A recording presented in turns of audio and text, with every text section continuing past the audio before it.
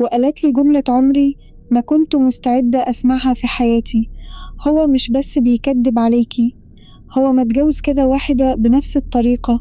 قفلت وأنا إيدي بترعش ومش قادرة أستوعب الكلام. يعني إيه كذا واحدة؟ يعني أنا مش الضحية الوحيدة. فضلت واقفة مكاني في أوضتي، موبايل في إيدي وقلبي بيدق بسرعة مرعبة. حسيت إني داخلة في فيلم مش بتاع. رجعت أتصل بالرقم تاني. مكفول بعت رسالة: انت مين وإزاي تعرفي أحمد؟ مفيش رد. ساعتها حسيت إني لوحدي تمام، بس فضولي كان بيقتلني أكتر من خوفي. قعدت أفتش في حسابات السوشيال تاني، أدور على أي حاجة تخصه. لقيت حساب تاني باسمي مختلف عن الأول، فيه صور في دول مختلفة مش بلد واحدة، وفي كل صورة بنت مختلفة تقريبا. ساعتها حسيت بدوخة. يعني هو بيعمل ايه بالظبط؟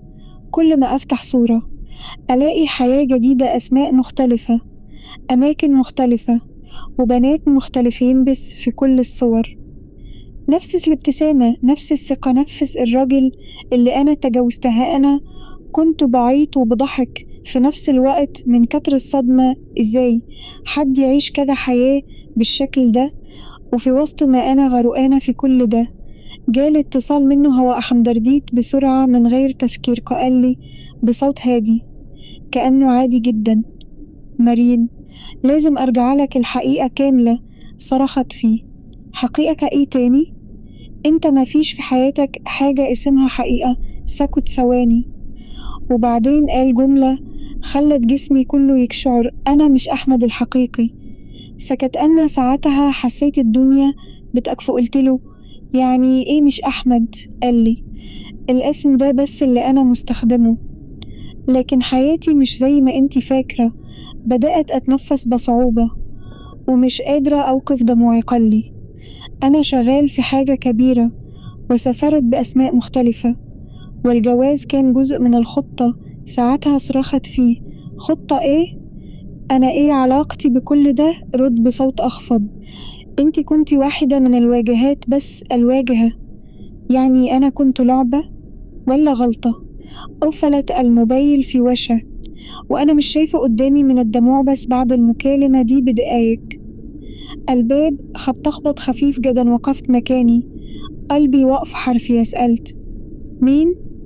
مفيش رد. الخبط اتكرر تاني. رحت ببطيء ناحية الباب وإيدي بترتعش. بصيت من العين السحرية ومفيش حد. فتحت شوية بحذر. لقيت ظرف صغير على الأرض مكتوب عليه اسمي: مريم. وقفلته بسرعة ودخلت جري. قلبي كان هيطلع من صدري. فتحت الظرف بإيدي المرتعشة. جواه صورة ليا أنا مأخوذة من بعيد وأنا قاعدة في كافيه من كام يوم. وفي ظهر الصورة مكتوب: إحنا بنراقبك من الأول. وقعت الصورة من إيدي مش قادرة أتنفس. يعني إيه بيراقبوني؟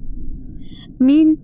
إحنا دول، وأنا دخلت في إيه من غير ما أحس؟ وفي اللحظة دي موبايلي رن تاني. رقم غريب بس المرة دي الصوت كان مختلف تماما. صوت ست تانية غير اللي كلمتني قبل كده. قالت لي بهدوء مخيف: لو عايزة تعيشي لازم تختفي دلوقتي قبل ما هو يوصلك. وساعتها بس فهمت إن الموضوع مش خيانة زوج، ده أخطر بكتير من أي حاجة كنت أتخيلها.